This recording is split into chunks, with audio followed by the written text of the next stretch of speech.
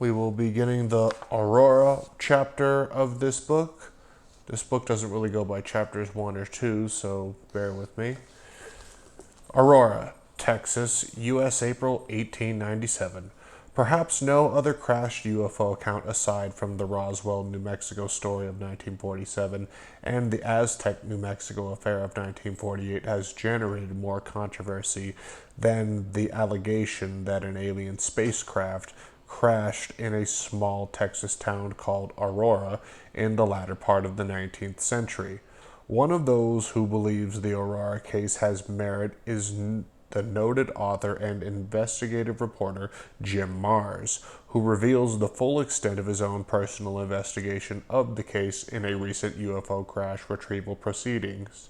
Marrs writes, April 17, 1897 dawned clear and cool in North Texas when out of the south came a large silver cigar-shaped object, dropping lower and lower as it approached the small hamlet of Aurora, Texas, less than 20 miles northwest of Fort Worth. There it struck a windmill and exploded, scattering debris and at least one small body in all directions, or did it? Despite straight-faced coverage in the local newspapers at the time, the Aurora crash continues to be a source of controversy, and every few years the story is brought up again by various newspapers and periodicals. Each time, some debunker argues that the Aurora spaceship crash story was a hoax, a fake story planted in the newspapers to draw attention to the little town that was dying after being bypassed by the railroad. Early in Mars's newspaper career with the Fort Worth Star-Telegram, it became his turn to investigate the Aurora story. Here is what we learned. In the spring of 1973, Bill Case, aviation writer for the now defunct Dallas Times-Herald, wrote a series of articles about the Aurora crash after being told the story by Hayden Hughes of the International UFO Bureau. Case looked up the April 19, 1897 article in the Dallas Morning News microfilm library. The story stated about 6 o'clock this morning at the early risers of Aurora were astonished at the sudden appearance of the airship which had been sailing throughout the country. It was traveling due north and much nearer the earth than before. Evidently, some of the machinery was out of order, for it was making a speed of only 10 or 12 miles an hour, and gradually settled toward the earth. It sailed over the public square, and when it reached the north part of town, it collided with the tower of Judge Proctor's windmill and went to pieces with a terrific explosion, scattering debris all over several acres of ground, wrecking the windmill and water tank. Devastating. Wrecking the windmill and the water tank and destroying the judge's flower garden. The pilot of the ship is supposed to have been the only one on aboard. And while his remains are badly disfigured, enough of the original has been picked up to show that he was not an inhabitant of this world. Mr. T.J. Weems, the U.S. Signal Service officer at this place on astronomy, gives his opinion that he was a native of the planet Mars. Papers found on his person, evidently the records of his travels, are written in some unknown hieroglyphics and cannot be deciphered. This ship was too badly wrecked to form any conclusion to its construction or motive power. It was built of an unknown metal resembling somewhat a mixture of aluminum and silver, and it must have weighed several tons. The town today is full of people who are viewing the wreckage and gathering specimens of strange metal from the debris.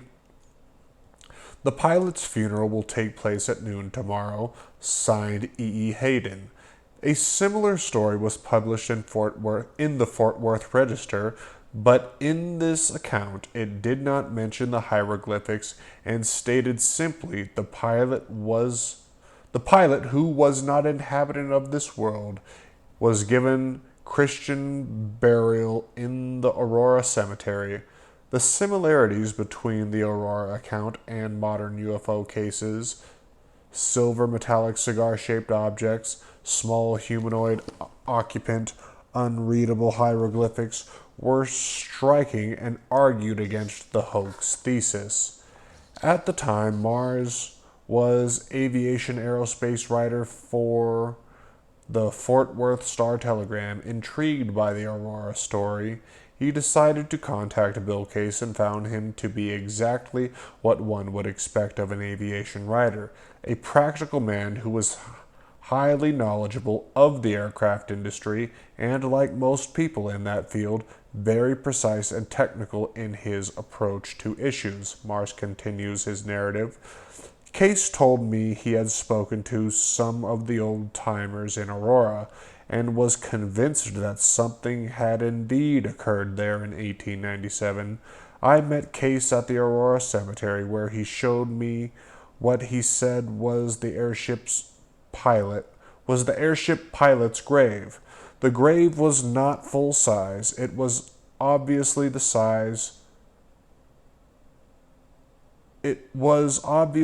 grave of a child or very small man. The head of the grave was a crude rock headstone. It appeared that half of the marker had broken off and was missing.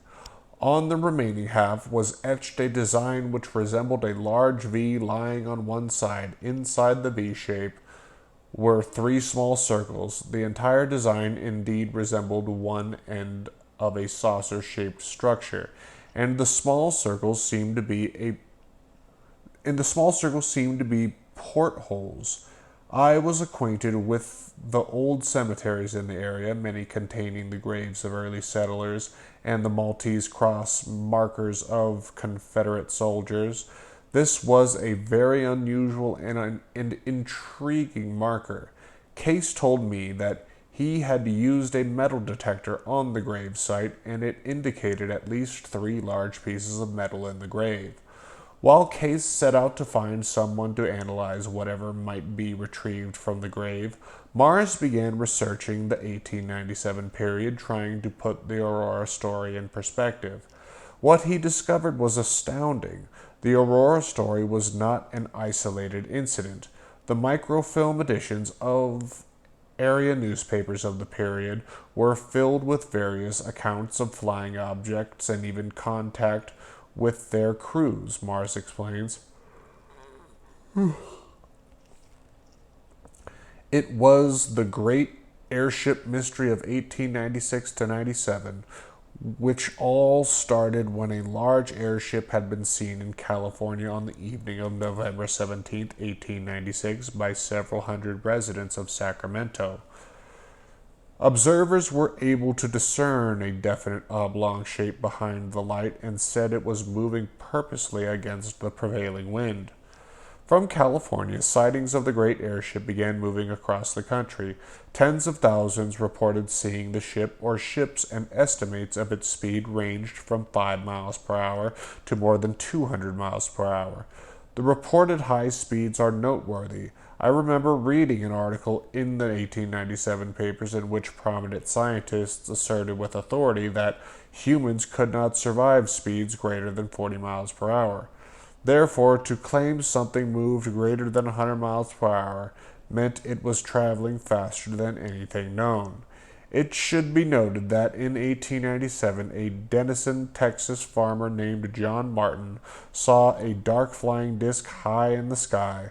According to Denison Daily News, Martin described his UFO as a saucer, thus first coining a term that would not come into common usage for another 50 years. There were hoaxes associated with the flap. In the 1960s, an aging railroad telegrapher confessed that the entire airship story was just a joke concocted by railroad men in Iowa. He said when the joke was spread to Texas, railroad worker Joseph Truthful Scully was selected to initiate the tale.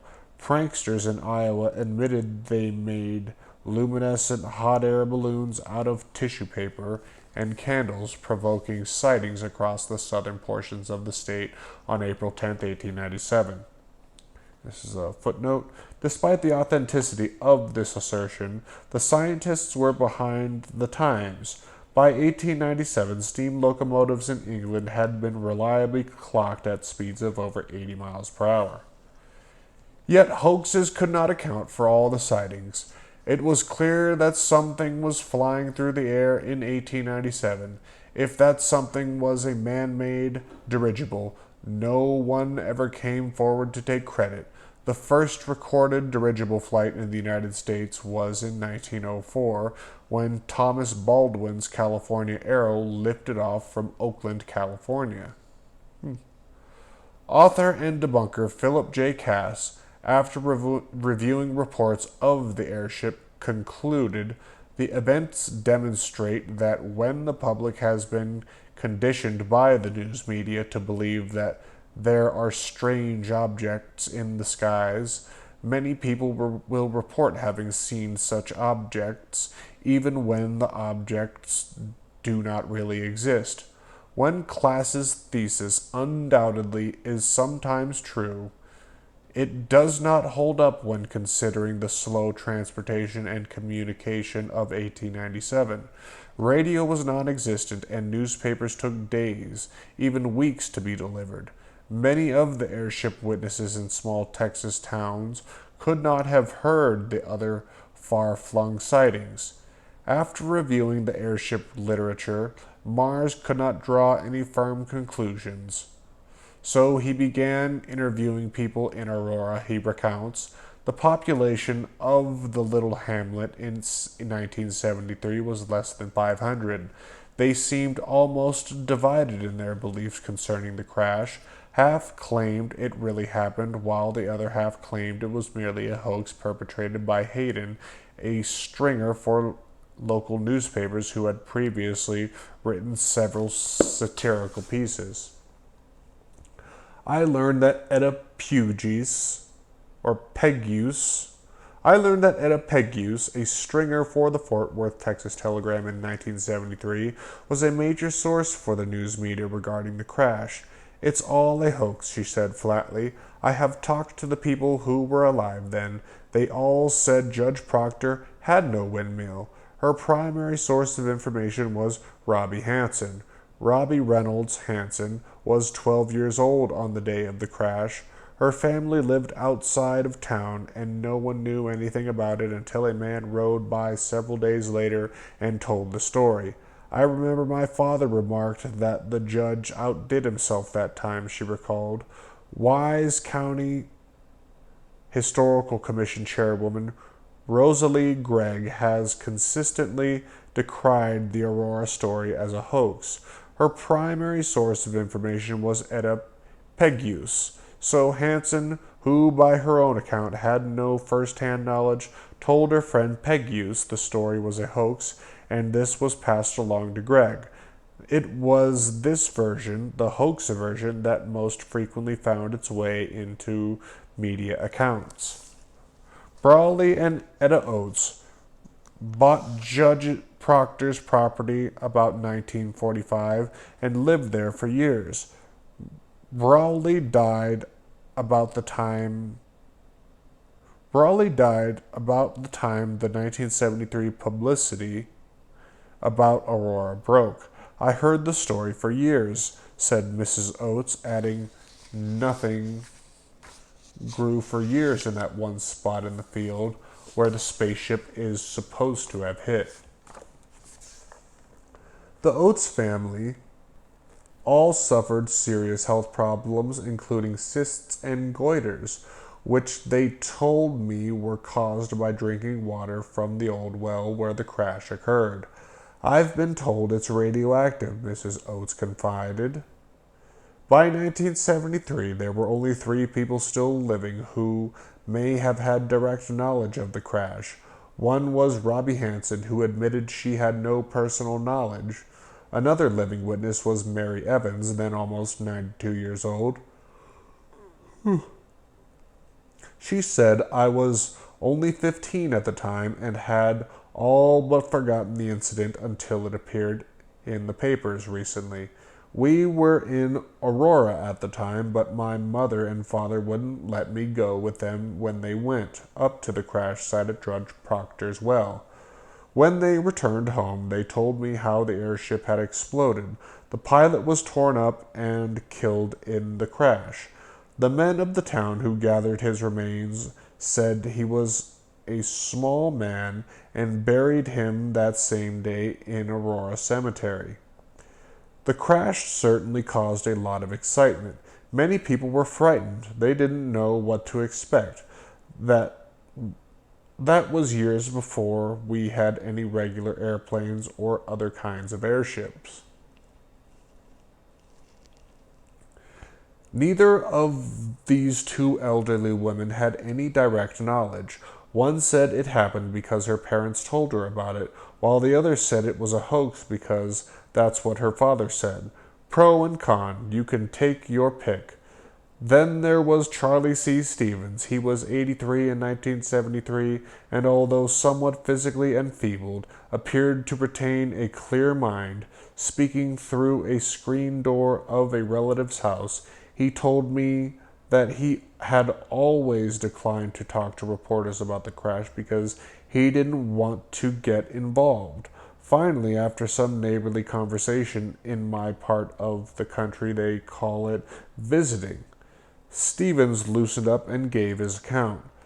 As a boy less than 10 years old, he was with his father putting some cattle out to the pasture on the morning of April 19th, 1897, when the pair saw a cigar-shaped object with a bright light pass overhead. The craft was very low and moved straight ahead toward Aurora, about 3 miles to the north. The pair then heard what seemed to be an explosion, and a fire lit up the northern sky for several minutes.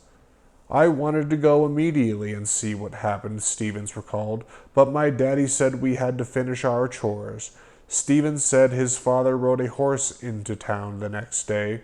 Returning to the family farm, he described a mass of torn metal and burned rubble.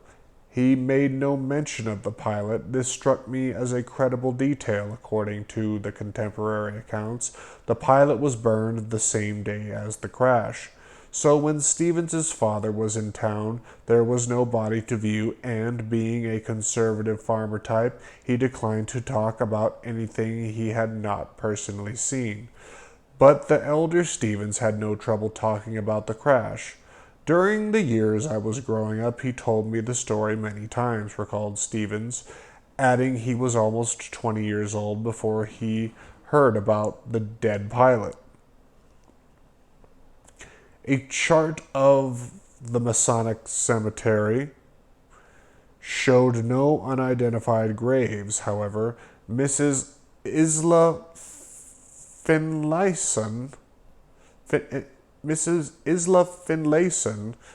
a resident of nearby Rome who cared for the cemetery in the 1960s and 70s, said many people were buried without headstones and that early maps did not list all burials. "There were a lot of people out there we don't know about," she told a reporter. On it went. For every claim there was a counterclaim. All Mars was left with was one witness, Stevens, and some bits of metal gathered from the crash site. It was hardly convincing evidence, but then, Mars says, the story took an intriguing twist. After analyzing some of the metal from the Aurora crash site, physicist Dr. Tom Gray of the University of North Texas in Denton stated in a news release that at least one of the fragments was puzzling. Gray said 3 or 4 samples he studied using highly sensitive equipment had properties and content common to metals of this area. But the fourth may require more investigation, he said. The fourth fragment appeared melted and looked as if it had been splattered on the ground. Gray said the most intriguing aspect of the fragment was that, although it was made up primarily of iron, it displayed no magnetic properties. He added that the piece was shiny and malleable instead of dull and brittle like iron. The piece was determined to contain 75% iron and 25% zinc with a few trace elements, yet it was not magnetic like stainless steel that contains only 15% iron.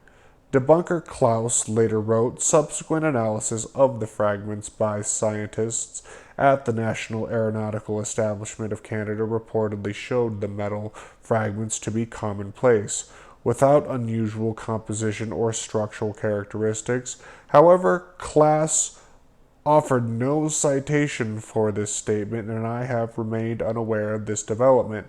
Anyone with a suspicious mind might ask if the Canadian study actually took place, and if so, did they receive all the original fragments or just the commonplace ones? As will be seen, there is a reason for my suspicions. Aurora Cemetery, Texas, State Historical Marker, erected in 1976. This site is also well known because of the legend that a spaceship crashed nearby in 1897 and the pilot killed and the crash was buried here. Well, I don't know if you guys will be able to make that out, but here's the picture of the headstone, I believe.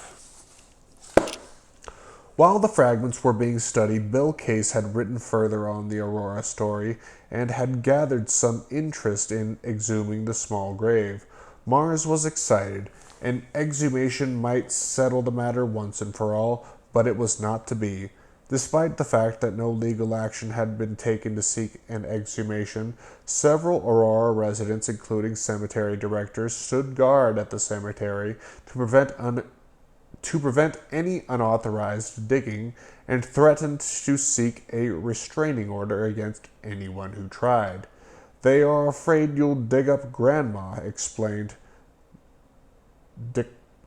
Decatur attorney Bill Nobles.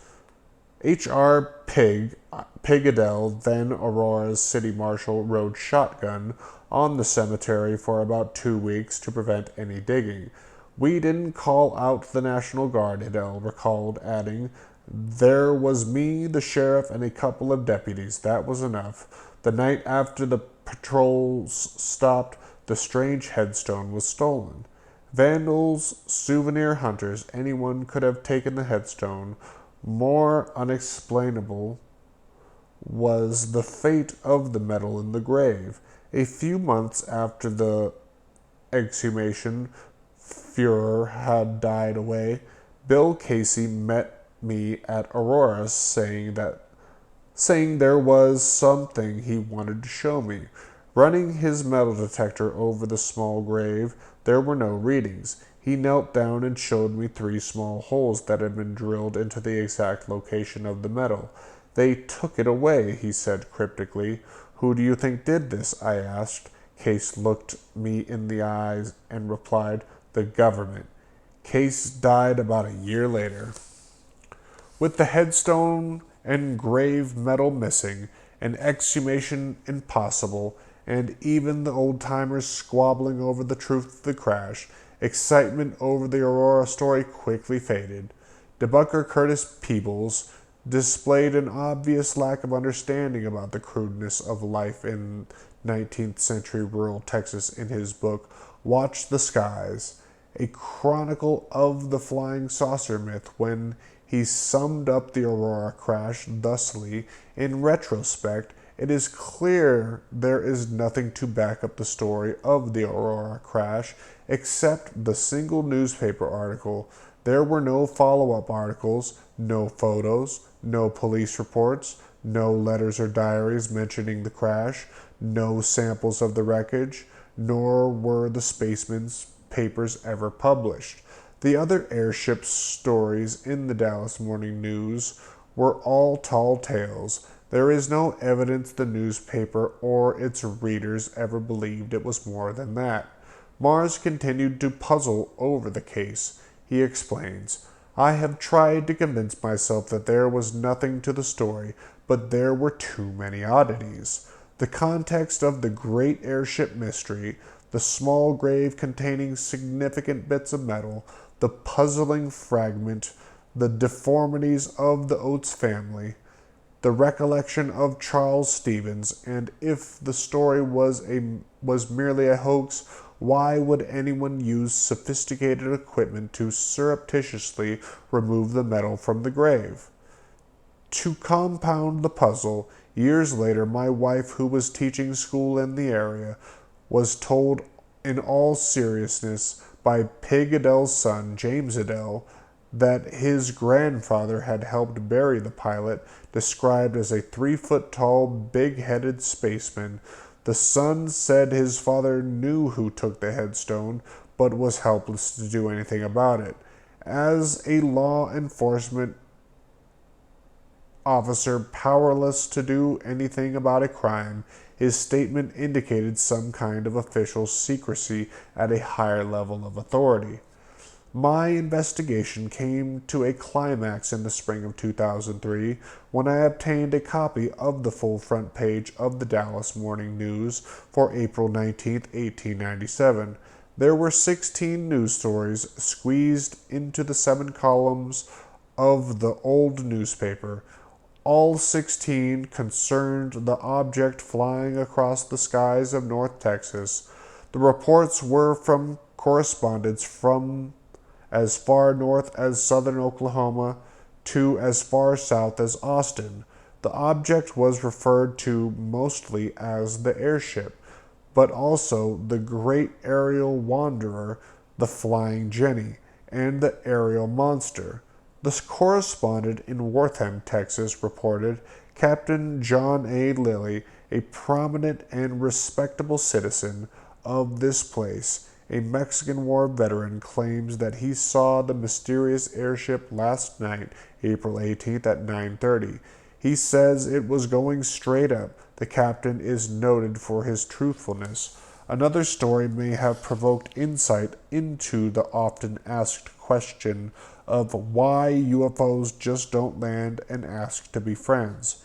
In a story datelined Granbury, Texas, it was reported Newt Gresham last night at 9:10 o'clock while drilling the Riddle rifles discovered that mysterious Flying Jenny of which we have heard so much. Newt could not stand the sight of the air machine, so he ordered the company to open fire on the object, which it did, and the whole town was soon aroused. Apparently there was even some communication with the flying object. Mr. C.G. Williams of Greenville, Texas, reported he was trolling in a field at night when suddenly I was aroused by a brilliant light in front of me.